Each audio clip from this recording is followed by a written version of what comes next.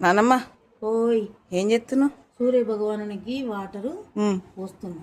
ఓం శ్రీ సూర్యనారాయణాయ నమః. ఓం శ్రీ సూర్యనారాయణాయ నమః. ఓం శ్రీ సూర్యనారాయణాయ నమః.